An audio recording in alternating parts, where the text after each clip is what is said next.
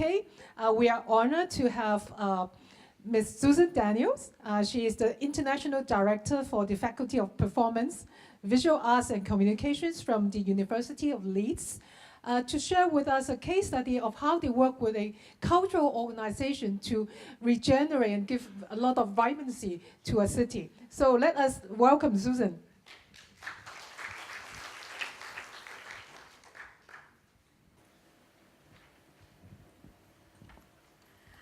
I'm Susan Daniels. I'm a Fellow in Arts and Cultural Education at the University of Leeds, and I've been involved in this particular partnership with Opera North right from its early seeds. So, the first thing people usually ask me about it is, what's the name mean? What's DARE? British universities are obsessed with acronyms. We like acronyms for everything. We like to reduce every single thing to a nice, neat little word. In this particular case, I've been to audiences who have told me that they've worked out what it means. They've given me all sorts of examples. They are all wrong because it means nothing. It's not an acronym. But it had a reason for not being an acronym, and it had a reason for why it arose. And that is, we were trying to set out to have a genuine collaboration partnership between two very different organisations. So do you say, this is a partnership between the University of Leeds and Opera North? Or this is a partnership between Opera North and the University of Leeds?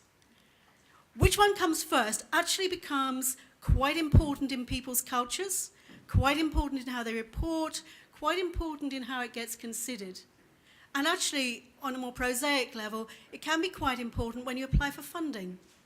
So we wanted to set out that this was actually not either one organisation, but both of them in a collaboration. Now what I've done is I have printed out the slides for you as handouts. Some of them are quite dense, and I have no intention of going through them all, but they're things that you can take away and refer to later. And it also means I'll keep to my 30 minutes. So the partnership and who comes first. You then have another interesting area. Some of my colleagues in both organisations would quite like the idea that DARE is somehow separate. Not quite an incorporated company by itself, but somehow has a separate life from the governance of the university and of Opera North. And to some extent, we've managed that. When we first started the partnership, we used to, as many people do in their first publicity, say, this is a unique partnership. And I used to worry when I said it, because I would expect there was somebody at the end of it who would put up their hand very slowly and say, I don't think you've remembered, and give me another unique partnership. But actually it is quite unique, and it's unique for a number of reasons. One is the nature of the objectives, and I'll show you those. One is the nature of its management, which has become less bureaucratic and more fluid as we've gone on, which is not the norm. And the third one is that a university actually paid money over to a cultural organisation. Now, to do that in the UK requires special permission from the university funding authorities, because universities are charities and they're not supposed to give their money away for any reason. So that was another reason why it was unique. So look at the two partners first of all. University of Leeds, and you can look at all these facts and figures later. Suffice it to say, it's a very big university in UK terms. Remember, you're talking about a relatively small country. In UK terms, this is a big university. It's a research-led university. It's a very comprehensive university. It's also a municipal university. When it was founded on a number of municipal colleges. It was founded on the College of Coal Mining. It was founded from the Cloth Workers Guild, the College of Medicine, and the teacher training colleges. So it was always a university that from its origins was very outward facing. However, by the late 20th century, the university had become to be seen as rather separate from the city in which it resided. It's unfortunate to be at the top of a hill, so it tends to be sometimes referred to as they're up there and the city's down here. And for whatever reasons, it was seen by the city and by the university as somewhat separate from what was actually happening in the city itself. We have a huge teaching hospital. We couldn't be more integrated into the community, but that was the perception. And as we all know, perceptions tend to overrule facts. Opera North, major winning, award-winning opera company, a touring company, very important, didn't actually have its own space. Opera North is based in had rehearsal rooms at the back of one of the major theatres in Leeds, but didn't actually have its own proper space for things, for example, like orchestra rehearsals. Orchestra rehearsals were held at a place 8-9 miles out of the centre of the city. Very problematic if you want to have a quick rehearsal with singers who are elsewhere.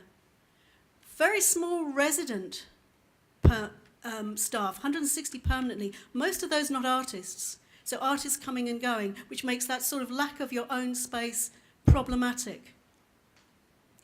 Very heavily government subsidised, 70% public funding, 30% through their own sources, large amount of that through philanthropy and private sponsors.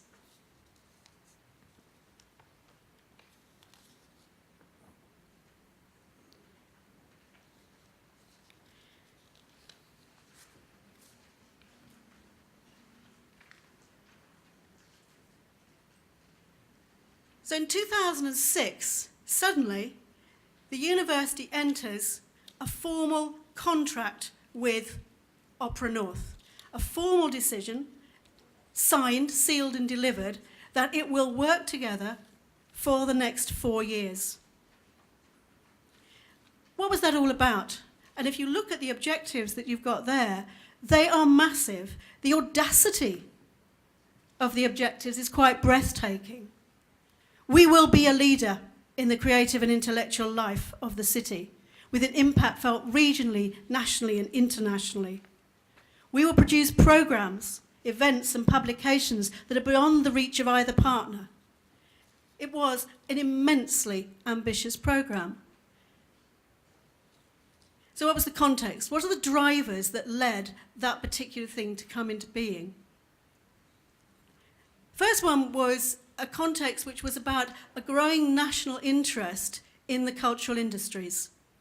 We had the work of various theorists, one of whom you've met this morning, and also people like Robert Houston, John Holden, looking at the notion of cultural values, looking at how value was created in a city, looking at how the culture of a city could regenerate and develop a city, and also considering what the role of higher education institutions could be in that development. And also looking at leadership. Hewison and Holden were the people who developed the CLAW Foundation for Management Development, and I know there's been some recent work with Hong Kong University working with the CLAW here in Hong Kong on leadership management in the arts. You had increasing developments in many universities in cultural policy, cultural strategy, arts management. What was this about? Especially saying there is a difference in being a manager in arts and cultural institutions and organisations than there is in business. There are different things to consider. There are different types of personality, skills, trades that you need. And there was research going on which eventually led in 2007 to a report called Supporting Excellence in the Arts, which told arts organisations that they ought to wake up to new ways of funding, that they ought to, reflecting on something said this morning, start being risk takers. And that's difficult for organisations which are used to being subsidised, which are used to having that. What do they do about taking risk? Where do they create their new markets? So that was the first driver. Second driver was a local one. And that was that Leeds as a city had been realising actually the strength of its cultural industries, the breadth of its cultural and creative industries. They had been mapping the cultural industries, and they'd been using a team which was based in a new school of the university called Performance and Cultural Industries, my home school. And in 2005, one of the research bodies gave a fellowship to that school and to a professor within it for an impact fellowship to look at what actually happened when higher education and arts organisations work together? What were the possible impacts? And why on earth should arts organisations and HEIs spend their time working on joint projects, working in collaborations? And that fellowship came up with some really interesting ideas and interesting notions, all of which have been touched on this morning in the theoretical presentations. One, that cultural industries actually are only deceptively local. Most cultural industries, if you look at their networks, are quite international. So that if you start working with one set of what you will term regional cultural industries, actually you are already tapping into major international networks.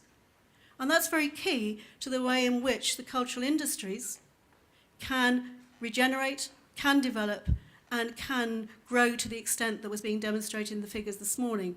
And the creatives who work in them, of course, as again demonstrated this morning, are working across the economy. So those small and medium enterprises within the cultural industries actually play well beyond their own weight. Another area that came out of this was that arts organisations are often forgotten in this process. And the arts organisations themselves are creative industries. And a third one was the way in which collaboration between different groups of people is the way that new knowledge is created in this sector. It is those collaborations, it is those diverse collaborations that actually bring about change. The third driver was a much more prosaic one, and that was that in 2004, the university had a new vice-chancellor. And he came into a university which, as I say, had drifted away from its city. You may or may not be surprised to know that in 2004, I know the new vice-chancellor was, but the University of Leeds had no marketing department, no publicity department. You learnt about the University of Leeds by word of mouth or by osmosis or magic or whatever, but you didn't learn it through a trained marketing department. And one of the first things that the VC did was look at that. What was the image of Leeds outside, and how could that image be corrected? How could the reality be changed from what was a common perception of a brilliant research university, but divorced from external community links? Untrue, but perception.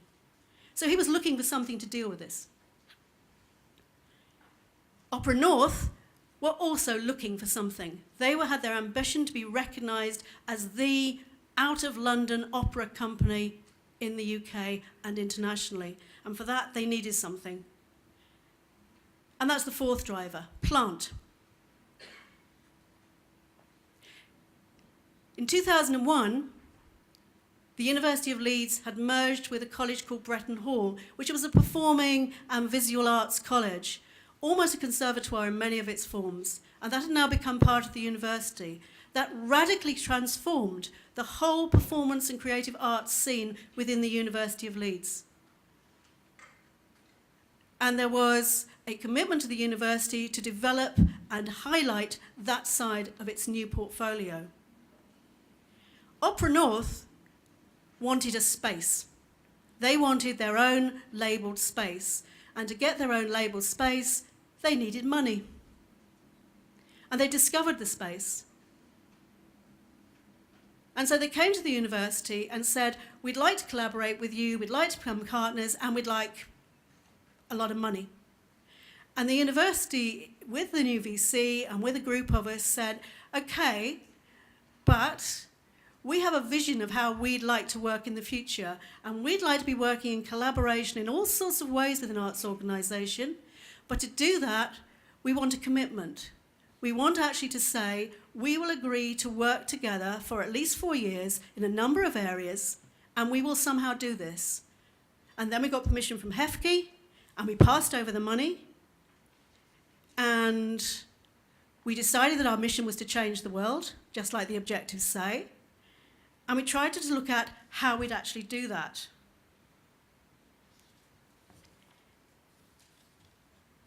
So we developed a number of strands.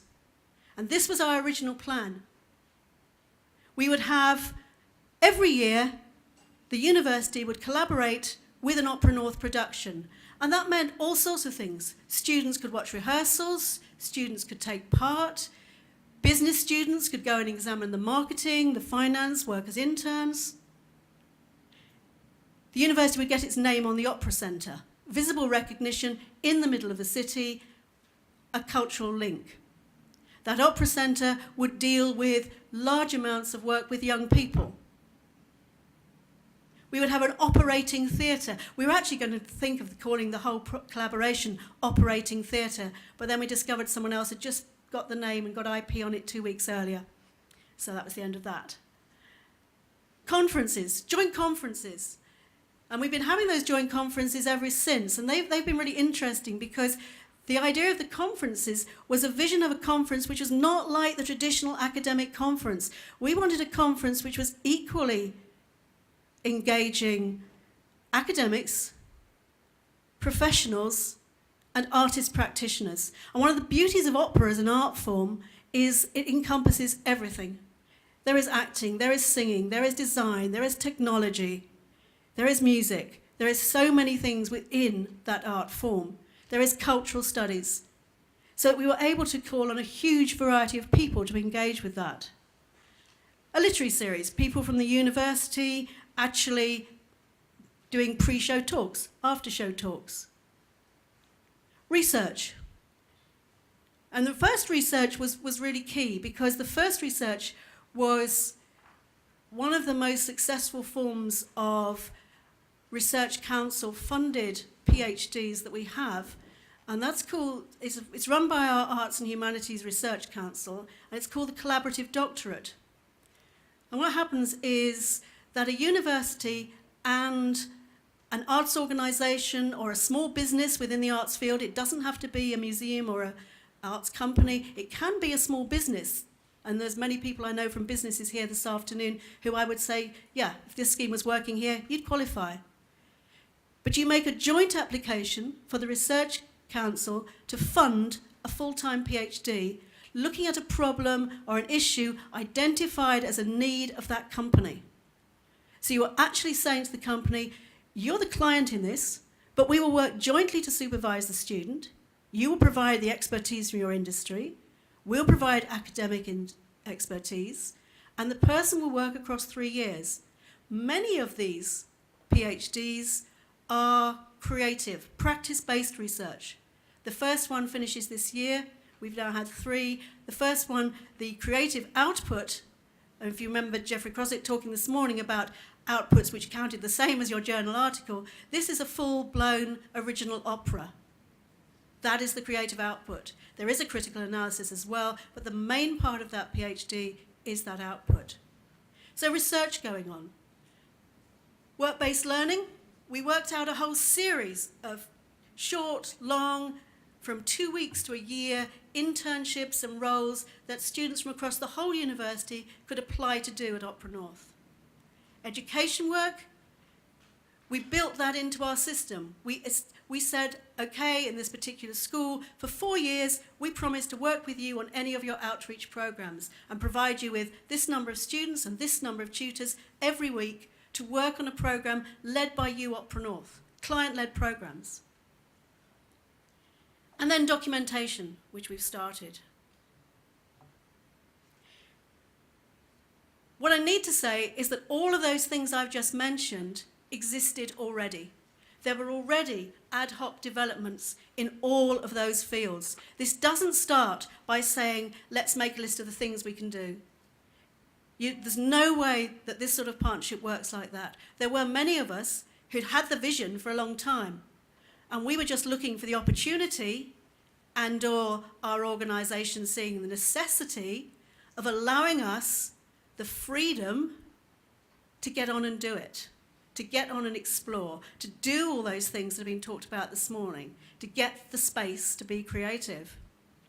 So you do need, to do this, a core group of activists.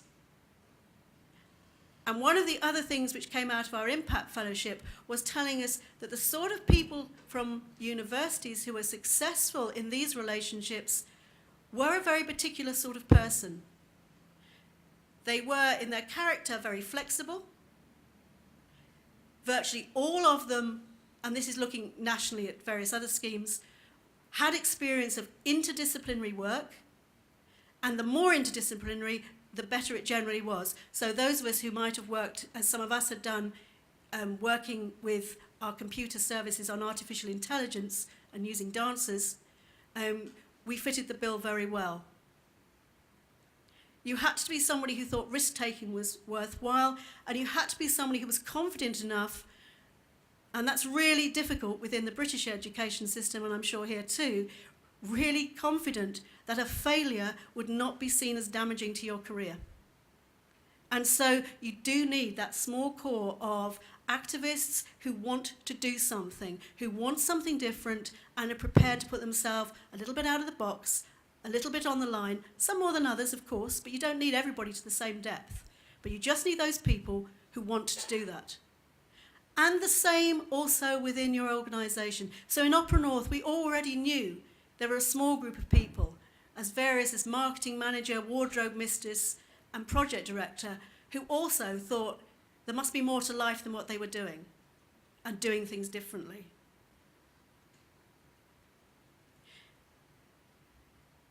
Involving other people in the university was interesting.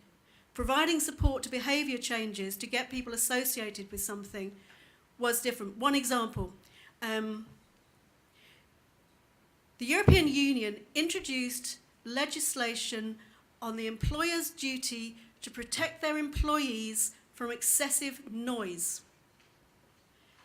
Now that may say nothing to do with an opera till you think about an orchestra. If you're in the orchestra and you're sitting right in front of the timpani every single day and they are beating those timpanis in your ear, what is that doing to your ears? So all over the UK and Europe, people had to actually re-look at the organisation of their opera pits, where the orchestra sat. They also started to look at what the soundproofing qualities of the walls and the linings and the things were. So instantly I'm thinking sound acoustical engineers we need in this project.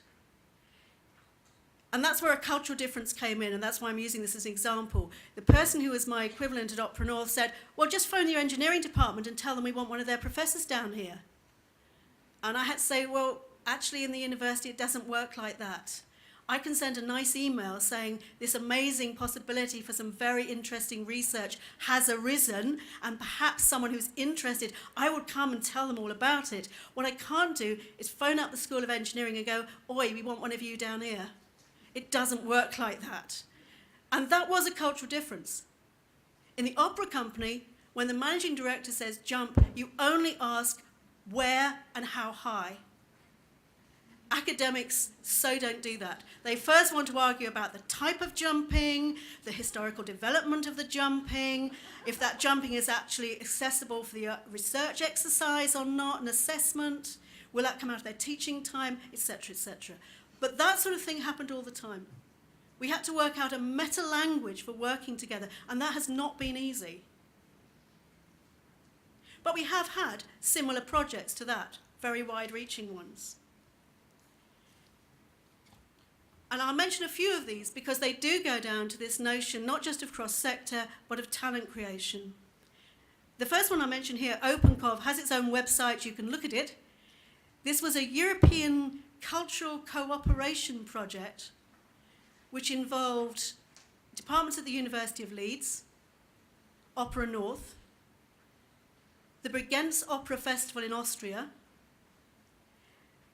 the Sibelius Academy in Finland and its management department, and the Shanghai Theatre Academy in China. And we worked together for 2 years on a project which I led, which had two aspects to it. Firstly, what do we do if we put a group of artists from two completely different theatre traditions together and ask them to be creative together? What happens over a 2-year period of them working together? What is the end result? We weren't asking for them to make a polished product. We were asking for them to work together and see how they would respond to the same stimulus. And we worked in the different countries. We moved and worked in all the countries as well. So we were looking at different cultures. That was a very culturally diverse group. It was documented, the entire process, every single meeting was documented, double cameras with thousands of hours in the end, which we have got down to a DVD which you can access on the website, and some analysis from one of our performance professors. And then the second part of the project was actually to ask the question people don't always ask about opera, and that is, what's the point of it? It's one of the most heavily state-subsidised activities in the UK. Traditional opera in mainland China is also, if you keep strictly, very, very subsidised, completely. Why? What is the point? So we brought in our cultural industries teams and management teams to work together from the 4 countries and say, what do we think it is? And how do we manage it? How do we culturally control it? What's its value? What do we want it to do? Is it, as it was described to me in Shanghai, museum art? Is it the province of grey-haired old people? And is that fine? That has led to all sorts of things, an exchange of professors at Leeds, it's led to a permanent residency, it's led to an involvement from us in a project to do with the great Chinese playwright Chao Yu. It's led to PhDs. We didn't know when it started. The Petman Dare International Performance Scholar is a philanthropist. Professor Petman has no children, values music, works in New Zealand. Their opera is very small, and he wants it to grow. So he's given an endowment. For 5 years, we have a young person working in the opera industry from different areas who will come to Leeds, work with Opera North and with the university, and then promises to go back to New Zealand and work there and develop opera there. It's an amazing project. The Academy of Cultural Fellows is similar. That is something which was happened in the university in the 1950s, a sort of artist in residence. And this again is philanthropy, sponsorship, sponsoring. Each of these are 2 years over a 5-year starting period. Different aspects of the art. We've had a composer, we now have a designer. They work in the university, they work externally, they must produce work.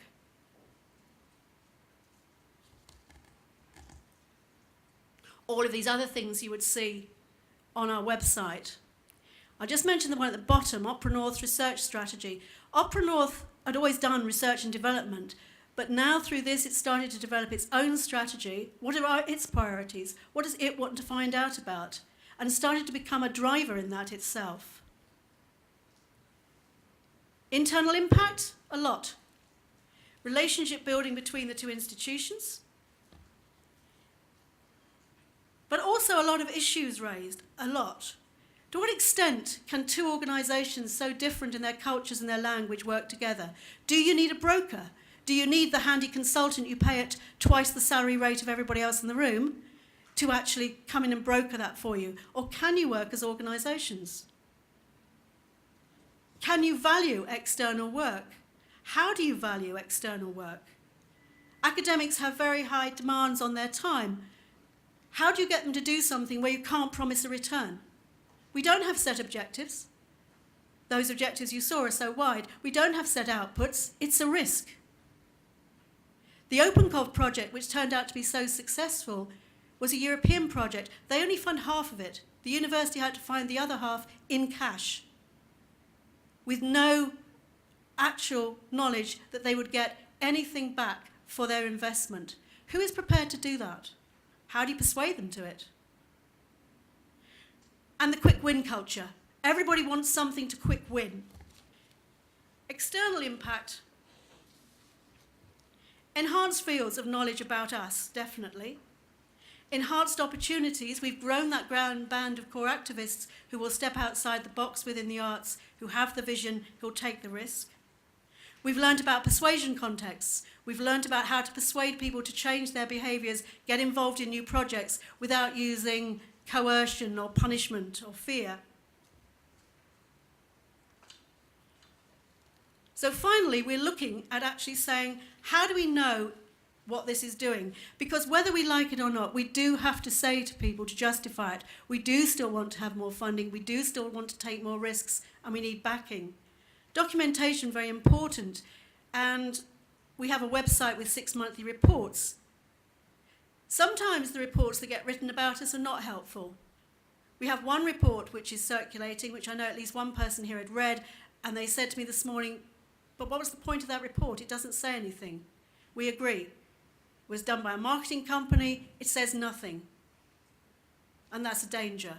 Who controls what the outside perception is of something which doesn't have a tight organisation? DARE doesn't have the tight organisation where one person signs off every press release. We haven't got that.